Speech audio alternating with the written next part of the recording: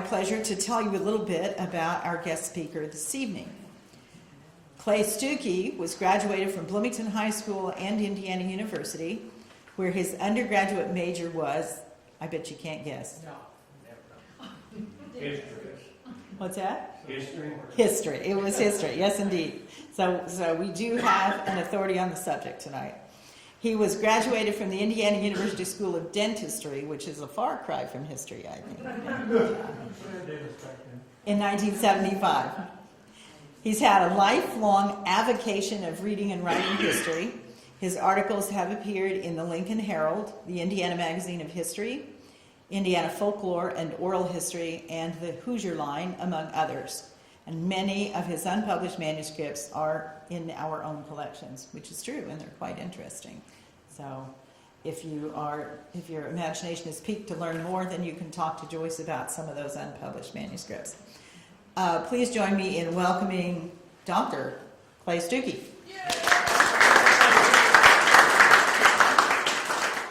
Thank you very much, and thank you folks for all being here this evening. Is the sound adequate this time? Okay. My wife informs me that this is the Mr. Lincoln Rose. But we're not going to be talking about horticulture this evening. We're going to be talking about Mr. Lincoln. But where his body is concerned, there's going to be a great deal of planting. Our story begins in Washington, D.C., across the street from Ford's Theater, in the Peterson House, on the morning of April 15th, 1865. When at 7:22, Abraham Lincoln breathed his last. Dr. Phineas D. Gurley, the Lincoln family pastor, said a prayer. And Secretary of War Edwin Stanton famously raised his hands and said, "And now he belongs to the ages." At least that is what you believe if you agree with most historians who have written about Lincoln's death. They base that quote on what John Hay, Lincoln's secretary and later biographer, who was there when Lincoln died, wrote 25 years later. If you believe what a handful of modern historians believe, what James Tanner, the professional stenographer who was also present when Lincoln died, who wrote several years later, then Stanton said, he belongs to the angels now. Take your pick. John Hay was a master craftsman with words. I believe that if anyone would have asked Stanton later, he would have referred to John Hay's rendition and said, "That's what I should have said." I simplify a very complex issue, but that is the gist of it. Whether Lincoln belonged to the angels or the ages, the movers and shakers in Washington thought his body belonged in the crypt located directly below the rotunda in the Capitol building that had been intended for George Washington. He and Martha thought he would prefer to spend eternity with his relatives, and so he was interred in the family vault at Mount Vernon.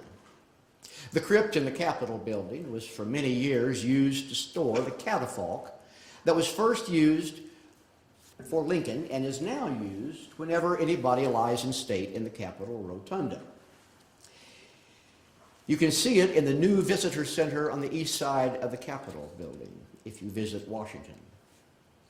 Although nobody bothered to ask Mrs. Lincoln about where she wanted her husband buried, when she heard that he was to be buried in Washington, she insisted that Mr. Lincoln would be buried in Springfield.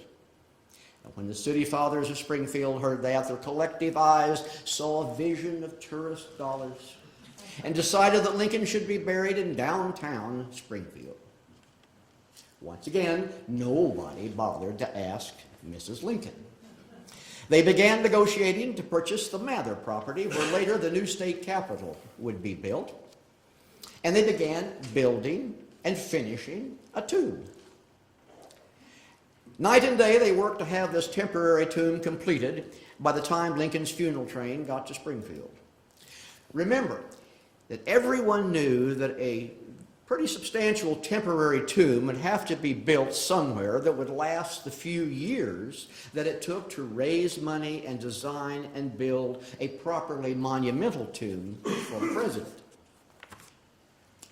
It is interesting that the artist who made the woodcut showing soldiers standing guard, didn't realize that Lincoln never made it to that tomb, and therefore there would be nothing to guard.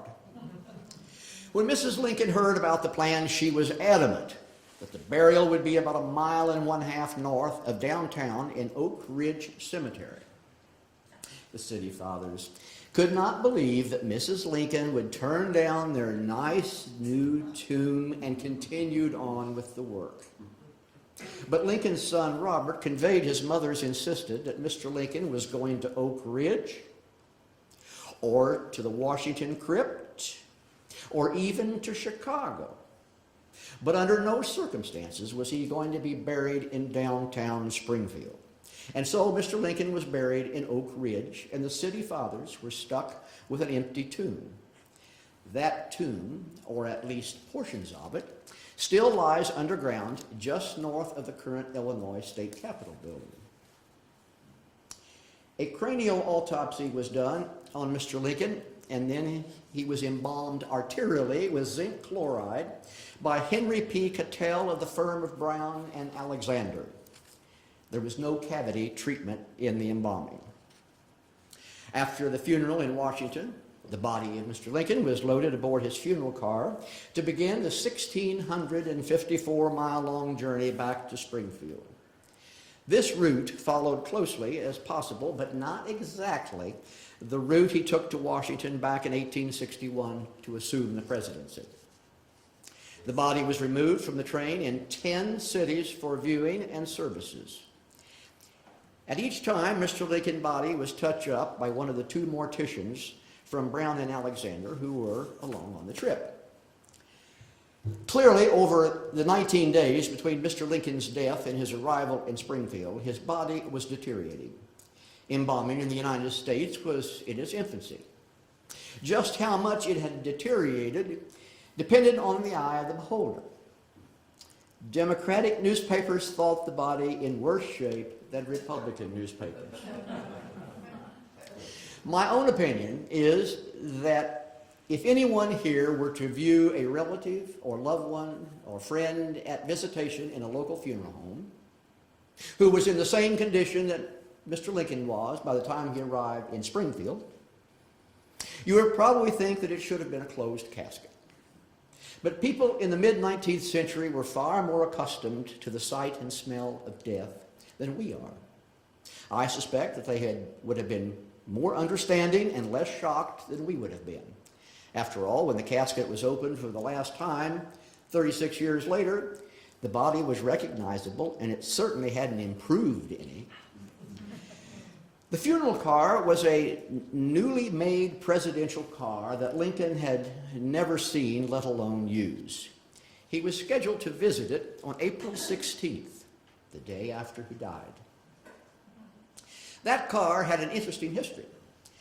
After falling on hard times, it was bought by an entrepreneur, restored, and made into a tourist attraction. Unfortunately, it burned in 1911, a victim of a prairie fire, and was lost to history.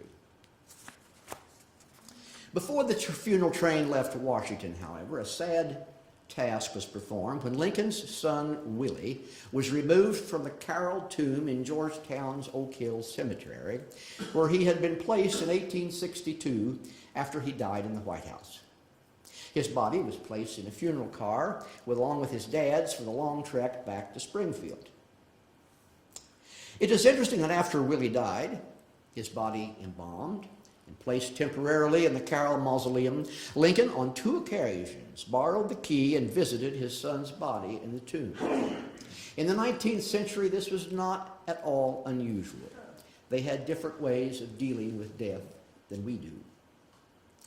While the train was in New York, the funeral procession was viewed by none other than the future President Theodore Roosevelt, who at the age of 6 1/2 viewed the procession from the window of his grandfather's house with his younger brother Elliot. Also while in New York, in violation of Secretary of War Stanton's strict instructions, a photograph was taken of Lincoln's body. When he heard of it, he was furious and ordered the prints and glass negative destroyed. His orders were obeyed, and all were destroyed except for the one print that you see. It was delivered to Stanton and remained in his papers after his death. His son found it and gave it to John Nicolay when Nicolay and Hay were writing their mammoth biography of Lincoln. They did not use it, but the picture remained in his papers unknown to the world until 1952, when a 15-year-old boy was doing research in the Illinois State Library and ran across it. There's hope for us all.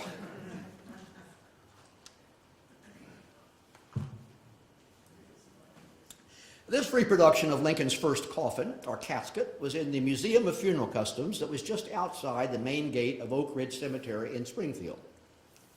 Unfortunately, this wonderful museum has been closed. The fact that for years people thought there were no photographs of Lincoln's dead body did not prevent unscrupulous types from fabricating false likenesses of the dead Lincoln that they tried to pass off onto a credulous public. Needless to say, none of these is the real Abraham Lincoln.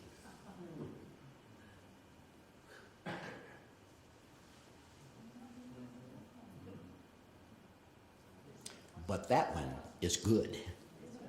You could have fooled me. Finally, the train arrived in Springfield, Illinois, and after the final funeral service in the House of Representatives chamber of the old state capitol building, which is still there, Lincoln and Willie were interred in the public receiving vault at the Oak Ridge Cemetery on May 4th, 1865. And there, while a more permanent, yet still a temporary tomb was built on the hill to the south of it, they rested.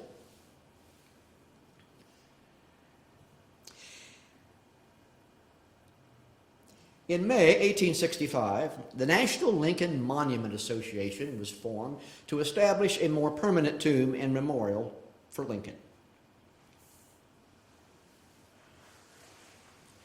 The site of that of the temporary tomb that will shortly be built is indicated by that stela that's there. Unfortunately, there is no inscription on the stone to tell you that's what it is. The vault was finished in December 1865, and on December 21st, Mr. Lincoln and Willie were transferred to the temporary tomb. At that time, it was thought necessary to replace Mr. Lincoln's original wood coffin with a metal one. It will be noticed that the design of that tomb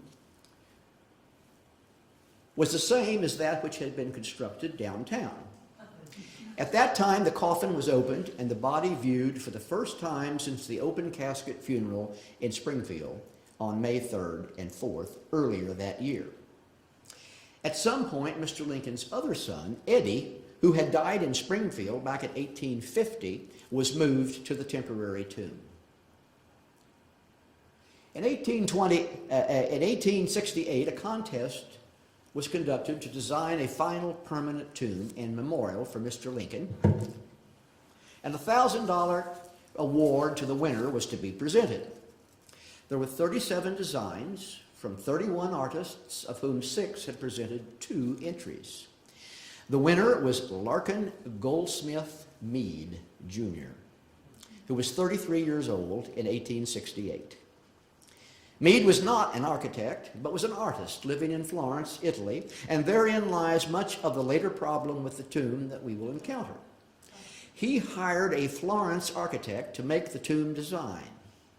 When the National Lincoln Monument Association found out that Meade was not an architect and had planned to subcontract the architectural work, it had the contract with Meade rewritten so that the association was responsible for building the architectural part, closely following Meade's designs and specifications. He would be responsible for the statuary. Meade left the United States and did not oversee the construction. His plans, such as they were redrawn by a Russell Sturgis Jr., who was secretary of the American Institute of Architects in New York City.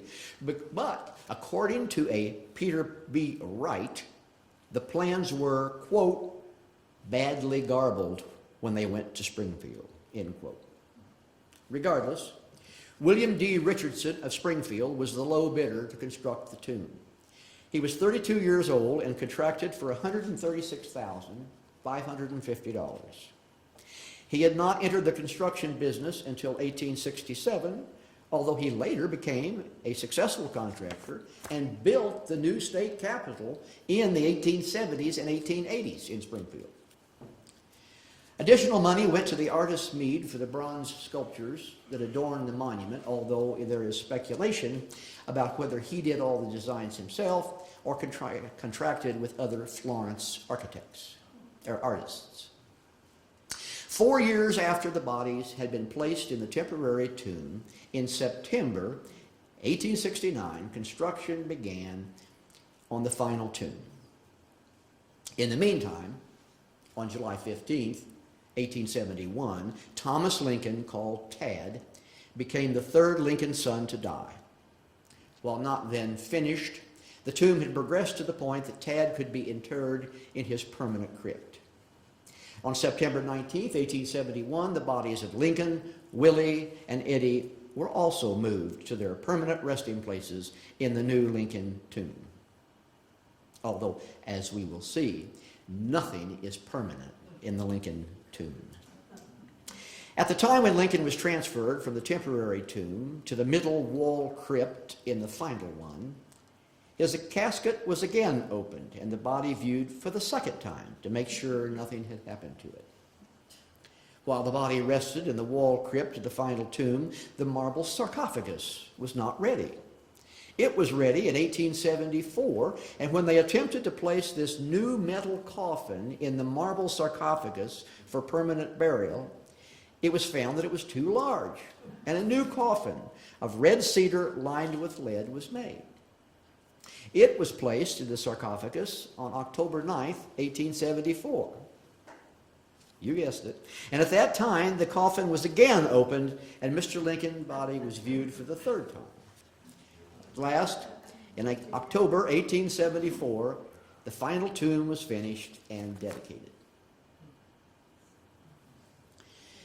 As we can see, the catacomb where the bodies of Lincoln and his family rested consisted of an old oval chamber with a marble sarcophagus in the center for Mr. Lincoln and 5 crypts in the wall to the south for members of his family.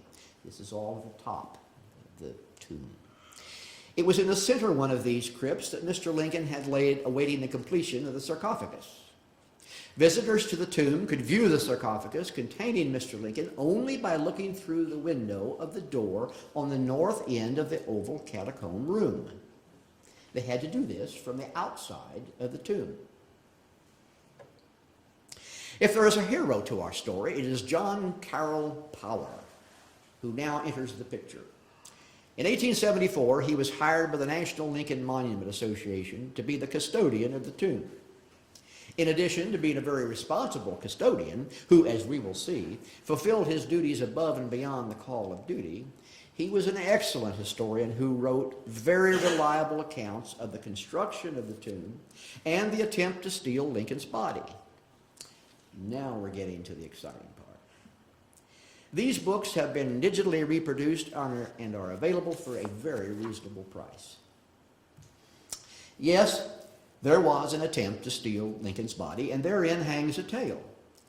It seems that the Secret Service had finally captured the country's leading engraver of counterfeit money. His name was Benjamin F. Boyd. He was convicted and sentenced and was serving time in the penitentiary. A man by the name of James B. Big Jim Keneally was an organized crime type whose counterfeiting business was severely handicapped by the incarceration of Benjamin Boyd. He conceived the idea of kidnapping Lincoln's body and holding it for ransom. The ransom would have been the release and pardon of Boyd and $200,000, presumably in good money, thrown in for good measure. Criminal lowlifes were hired to do the deed, but unfortunately for them, boys will talk. The gang was infiltrated by a Secret Service, so on the election night, November 7th, 1876, the 4 kidnappers who were to do the job were actually 2 crooks and 2 Secret Service operatives. While they were breaking into the oval catacomb room on the north end of the tomb, the oval monument hall on the south contained law enforcement operatives, Mr. Power, the custodian, and, yes, a newspaper man. After using a saw to dispose of the padlock on the north door into the catacomb, the thieves entered and began their attempt to get at Lincoln's coffin. The leader took an axe and, like a fireman with his axe, immediately attempted to smash the sarcophagus. As his arm was raised to strike the blow, one of the Secret Service informers halted his arm and suggested that they see if they could pry the lid off. This was done, and they gained access to the lead-lined Lincoln coffin within the marble sarcophagus, which proved too heavy to lift out. They then sawed off the end of the sarcophagus and were attempting to slide it out. Meanwhile, one undercover cop had gone around to the memorial room and told them it was time to make the arrest. Out they ran, guns drawn, when one of those guns went off accidentally and the thieves fled into the night. They were later captured, tried, and incarcerated. What the police custodian and the newspaper man found was the coffin extruding about 15 inches out of the sarcophagus. The smaller ornamental lid propped up against the rear wall, and the larger lid turned sideways and resting on the sarcophagus. They put a new padlock on the door, and all went home. And for 2 days, the room was left in that state. Now, to show you that the woodcut that you see is an accurate rendition of the tomb, notice this picture, a later photograph that shows the alcove in the wall with vertical lines in the paneling. Now, you see the vertical lines, the 3 lines, or the 2 lines right on each side of the middle alcove. See those same arrangement? 2 days later, Power returned with workers who removed and examined the coffin closely and determined that it had not been opened. They made everything in the crypt as it was before and resealed the casket inside the marble sarcophagus. But John Todd Stewart, the head of the National Lincoln Monument Association and Lincoln's first law partner, did not sleep well for worried about the security of Lincoln's body. After all, merely a new padlock was all that was keeping the same thing from happening again. On November 15th, Stewart returned to the monument and made plans with custodian Power. The same workman who had resealed the sarcophagus earlier returned that afternoon and opened the sarcophagus and removed the coffin and placed it alongside of the wall where it could not be seen by people looking through the window of the door. Then they resealed the marble sarcophagus. That night, Power, Stewart, and some other members of the Monument Association returned and carried the coffin of Mr. Lincoln around the east side of the monument, through the memorial hall, and deposited it on some timbers inside near the base of the obelisk. On the ground plan of the tomb, the coffin was placed at A, marked with a blue arrow. The plan was to place the coffin in a wooden box and bury it. Wood was brought to the tomb in pieces, not to arouse the suspicion of the visitors, and the box was made. It was extremely difficult to deal with the 400 to 500 pound lead-lined coffin, but they were able to do it. The men went home, and Power attempted to dig a hole to bury the coffin. Unfortunately, not only was the water table quite high, but the flat roof of the terrace had leaked a great deal of water into the tomb. He couldn't find anywhere near the coffin to make a dry hole to bury it. He checked with Stewart, and it was decided to leave the coffin on the planks where it was and to cover it up with timbers. And that is where things stood at the end of 1876. In 1877, some more statuary was being added to the terrace above, and workers were required to enter the tomb to make repairs in the walls to strengthen them, better to bear the weight of the bronze statues. Power knew that 2 workers were bound to discover the coffin, so rather than doing so accidentally, he swore them to secrecy and explained the situation. Within 48 hours, the whole town of Springfield knew. Fortunately, the newspapers did not. In November 1878, the body of A.T. Stewart, no relation to John Todd Stewart and spelled differently, a wealthy New York merchant, was stolen from its tomb. Power and John Todd Stewart were worried anew about the security for Lincoln. They decided to move the body yet again. This time, however, Stewart told Power that he was an old man, as were others in the Monument Association, and he had suffered a great deal the last time he was called upon to carry a 500-pound coffin around in a cramped, unventilated area.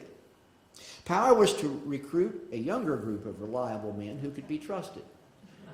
A dry place was found, and on November 18, 1878, the coffin was carried to the place marked B, indicated with a red arrow, and placed so the top was just below the surface.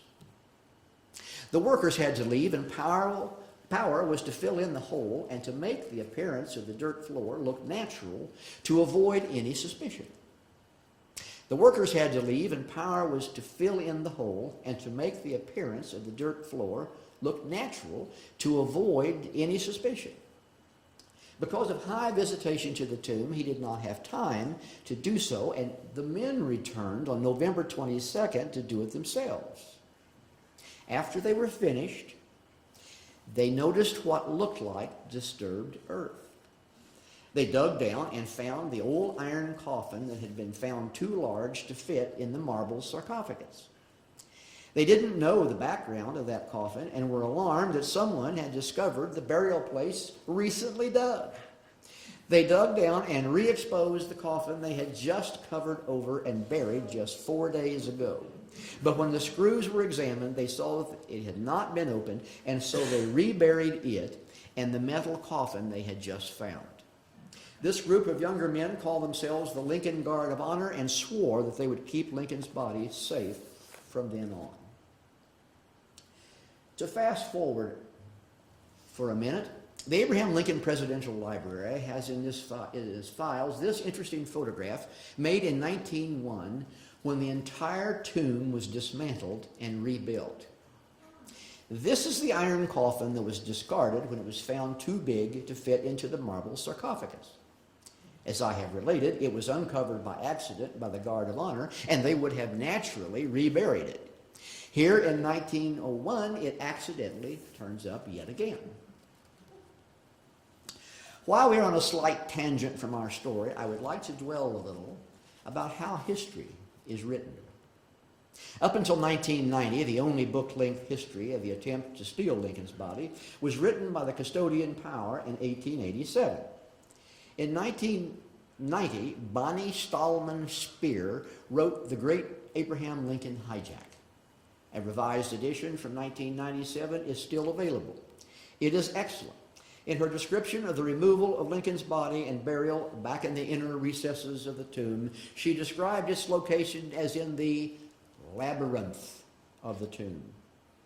And so it was described in one similar way or another until 2007, when author Thomas J. Crowell wrote Stealing Lincoln's Body. Too is excellent, and I highly recommend both of them. Mr. Crowell was the historical consultant for the History Channel's documentary of the same name. The problem here is that, starting with Crowell, he describes the burial of the body in the basement of the tomb. He even has a chapter entitled, The Body in the Basement. Since he was the consultant on the video, it too has the body buried in the basement. The problem is the tomb does not have and never had a basement in our sense of the word. In the book on the building of the tomb, written in 1889 by the custodian Power, he clearly describes the tomb and has a cross-section of it that shows no basement. When I contacted Mr. Crowell and asked him why he refers to a basement when the tomb never had one, he replied in an email, "I took Power's description, no light, no air, soggy dirt floor. Sounds like an unfinished basement to me." And now, so far as the world is concerned, after all, it's been on television, the tomb had a basement. This is news to the folks who run the Lincoln Tomb and everybody else who has studied the matter. Then in 2012, Jason Emerson published a new and masterful biography of Robert Todd Lincoln, the one son of Lincoln's who survived to adulthood. The book is superb and will change the way people think about Robert Lincoln. All the work of the National Lincoln Monument Association, the Lincoln Honor Guard, and the custodian power in dealing with the tomb and Lincoln's body were cleared with Robert. He was always kept in the loop and gave his approval for all that they did to maintain the security of Lincoln's body. The problem is that when Emerson relates this part of Robert's life, he refers to the body of Lincoln being placed in the basement of the tomb. When I contacted Emerson and asked why he said it had a basement when it did not, he replied that he had original letters from John Todd Stewart, the head of the Monument Association, to Robert referring to the basement and having placed Robert's father's body in the basement. Primary sources for historical research don't get any better than letters, original letters from the principals. I explained the nature of the proof that the tomb didn't have a basement and suggested that those letters were using the term basement in its 19th century meaning. That is to say, a basement was the base floor of a building. Only in the 20th century did the word come to mean a subterranean floor. Europeans to this day do not number floors of buildings. They do number floors of buildings differently than Americans do. I even gave him an example of Jefferson Davis when he was Secretary of War, writing in a letter making the distinction between the basement and the cellar of a building. With that, Mr. Emerson quit answering my emails. Such are the trials of the amateur historian. And so we return to our story of Lincoln's tomb to November 1878, when the Lincoln Guard of Honor had made sure that Lincoln's coffin was buried in the labyrinth of the tomb. Nothing then occurs until July 16th, 1882, when Mrs. Lincoln died in Springfield at the residence of her sister, Mrs. Ninian W. Edwards. It was the same house in which she had married Lincoln back in 1842. Her remains were placed in a double lead-lined airtight coffin and placed in crypt number 4 in the catacomb. At the request of Robert Lincoln, the Guard of Honor met 2 days after the funeral and removed the coffin of Mrs. Lincoln and buried it alongside that of her already buried body of her husband, Mr. Lincoln, at the spot marked B. Thus, Mrs. Lincoln was in the crypt in the wall of the catacomb room for only 2 days. Note the S in the catacomb room and remember that location. Nothing untoward occurred at the 10-year-old tomb until the morning of February 5th, 1884, when a brick arch 70 feet long and spanning the 5.5 feet space between the outer wall on the east side and the next one to it on the inside fell. It left only about 10 feet at each end, supporting the heavy flagstones on the terrace above. The remaining flagstones were totally unsupported and would have collapsed at the slightest weight of a visitor walking on them. In making repairs to the tomb, it was decided to improve the ventilation of the tomb's innards, and so an opening was made through the 3.5-foot brick wall between B on the map and the foundation for the obelisk. And that opening is shown on that diagram. That meant that all summer, workmen were unknowingly walking over the bodies of the buried president and his wife. In May 1886, it was decided by the Lincoln Monument Association to make more suitable arrangements for the bodies of the Lincolns. The body of Mr. Lincoln was to be buried in the catacomb room directly under the marble sarcophagus, with the body lying north and south with the head to the south. Mrs. Lincoln would lie beside him on the east side. The receptacle was to be, quote, a pit at the monument 5.5 feet wide, 8 feet long, and 6 feet deep, wall around same, with an 18-inch wall of hard-burned brick laid in good cement mortar, concrete between the walls, so as to fill the pit with a solid mass, end quote. Ground was broken on April 11th, 1887, and on April 14th, the Lincolns were exhumed from their burials in the labyrinth of the tomb. They were carried from the position marked B to the Memorial Hall and laid upon trestles. As a matter of protocol, the Lincoln Guard of Honor turned the bodies over to the Lincoln Monument Association, stating that the coffins had not been opened while under its care. The Monument Association then decided they should view Mr. Lincoln's remains for the 4th time to make sure he was still in his coffin. They cut back a flap of the lid, which measured about a foot on each of 3 sides, and peeled it back. All present viewed the remains and agreed that it was, indeed, still Mr. Lincoln. Then a plumber resealed the lid. The bodies were then conveyed to the catacomb where they were buried. After the coffins were placed in the receptacle, concrete was poured over them up to the level of the floor, which, after the concrete had set, was relaid in tessellated marble. The tops of the coffins were 4½ feet below the level of the floor. The public continued to visit the tomb and look through the window in the door at the north end of the catacomb room and view the sarcophagus that they thought contained Lincoln's body. Mr. Lincoln was directly under the sarcophagus, and Mrs. Lincoln was alongside him to the east at S on that diagram. There they were finally allowed to rest in peace. Except that they did not. The problem was the inadequate foundation that originally had been placed underneath the tomb. It is hard to know who to blame. Was it the artist who was not an architect who designed it? Was it an inexperienced contractor who actually built it? Regardless of blame, the tomb was structurally falling down, and it was decided in 1899 to completely dismantle the entire tomb and obelisk and rebuild it properly. In 1900, the job was proceeding, and the tomb was coming down.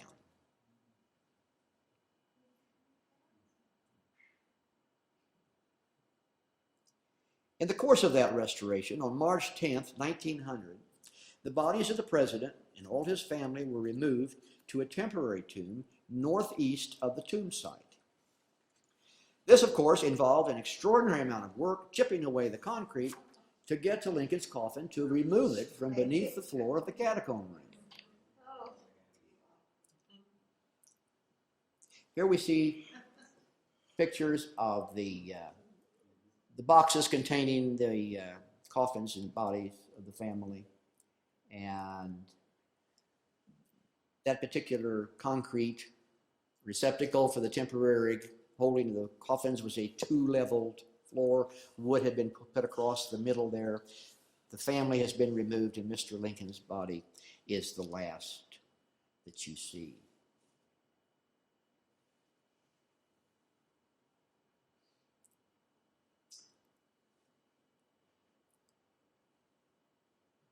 On April 24th, 1901, Mr. Lincoln and his family were removed from the temporary tomb, and Mr. Lincoln was placed in the sarcophagus in the catacomb room, and his family members were placed in the redesigned crypts within the wall. This placed the body of Mr. Lincoln right back where it started when the kidnapping attempt was made back in 1876. Robert Lincoln was concerned about the security of the attempt and not happy that they were relying only on a stronger door to the catacomb and the fact that the caretaker now lived next door to the tomb. He submitted a plan for embedding Lincoln's body again under concrete below the floor of the catacomb room. This picture shows the newly reconstructed catacomb room after the sarcophagus had been pushed aside and excavations made beneath the floor to allow for the metal cage and concrete in which to embed Mr. Lincoln's coffin. On September 26, 1901, the body was moved from the sarcophagus and carried to Memorial Hall for identification. Anticipating what would happen that day, on September 26, 1901, Joseph P. Lindley, one of the Lincoln Honor Guard, told his 13-year-old son, Fleetwood Lindley, to take his bicycle to school, and if he was summoned, to pedal as fast as he could to the cemetery.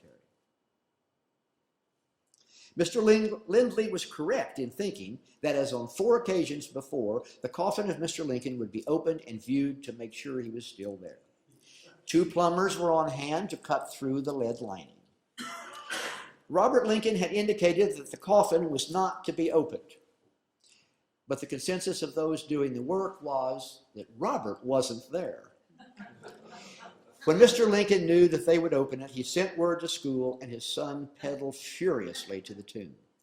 There, the 13-year-old, by virtue of outliving all the others, became the last surviving man to view the remains of Abraham Lincoln.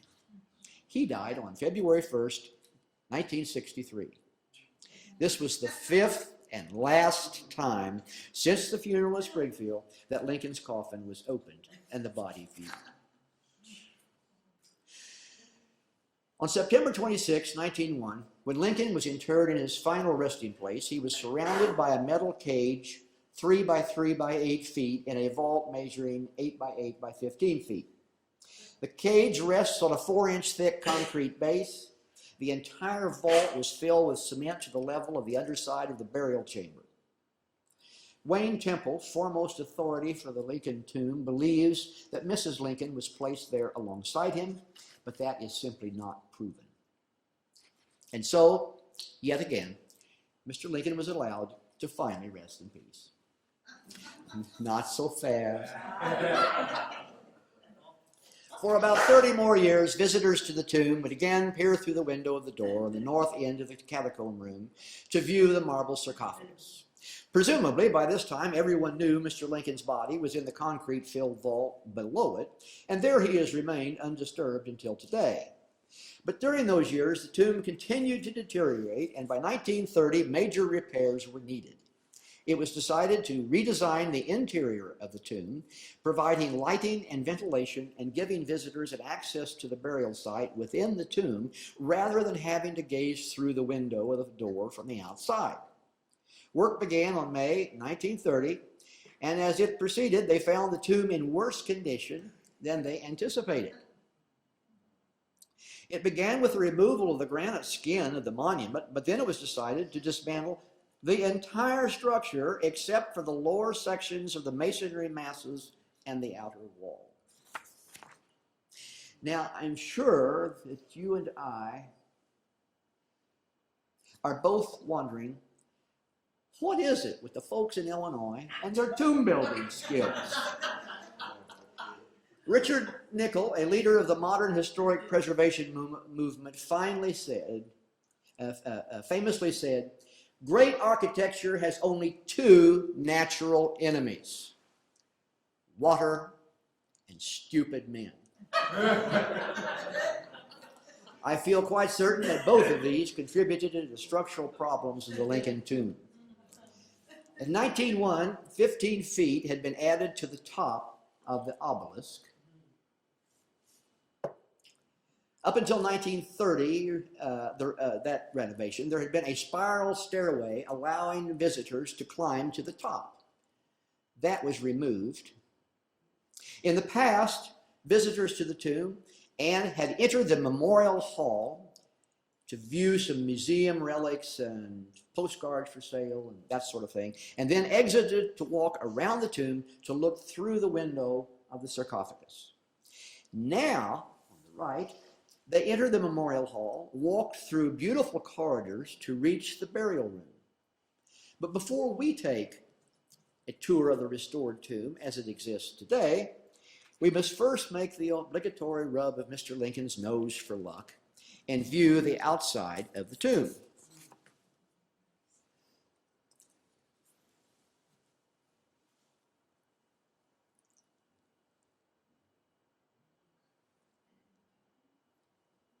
In addition to the statue of Mr. Lincoln, there are 4 sculpted groups representing the Navy, infantry, artillery, and cavalry.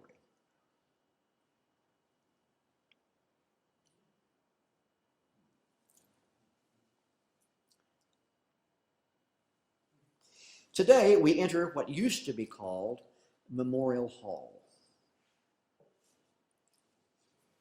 Turning to the right or left, you can walk corridors or galleries down either side of the tomb to arrive at the burial room at the north end.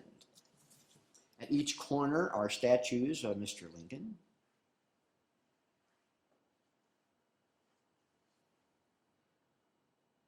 Here is the last public appearance of the marble sarcophagus that once held Mr. Lincoln's body.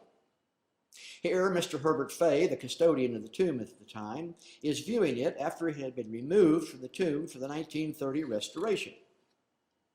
Sometime during that period, it was either vandalized or destroyed by an industrial accident. Either way, fragments were carted off as souvenirs. A surviving piece can be seen in the rotunda. Other surviving fragments are behind the scenes. Mr. Lincoln now lies embedded in the concrete 2.5 feet behind the front edge of the stone that you see and 10 feet below, lying parallel to the stone with his head to the west and his feet to the east. The folks who run the Lincoln Tomb State Historical Site were gracious enough to allow my wife and me to enter the innermost recesses of the tomb where visitors are not allowed. Access is made from the old monument room, or rotunda, and through a door in its north side. I do not exaggerate when I call it a labyrinth.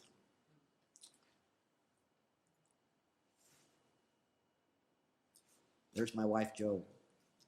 The inside is confusing because of the reworking done over the years. Some passages have been blocked up and walls have been cut through. There are 3 noteworthy locations to experience. Here we are looking at the bricked up entrance to the obelisk. You would have entered it from the terrace on the outside, indicated on the left by the arrow, come through the bricked up door as seen on the inside, and then you would have climbed up the spiral staircase. Since 1930, the spiral staircase has been removed and replaced with this wall-mounted ladder, and the public no longer has access to the obelisk. Here I am standing on the spot where Lincoln was first placed in that labyrinth. This is where his coffin sat under the pile of wood for over 2 years. On the other side of the corridor, where people view Lincoln's burial monument, there is a wall in which are the names of Lincoln's family. Their burial crypts are in a huge box behind that wall. Here I am standing on that box, which contains the bodies of Mrs. Lincoln, maybe, and sons Edward, Willie, and Tad. Below this box, or crypt, a few feet back under it, is the spot where Mr. Lincoln was buried under the dirt floor for 9 years. The tomb continues to have periodic water problems from the flat terrace, but by and large, the structural problems are presumably over.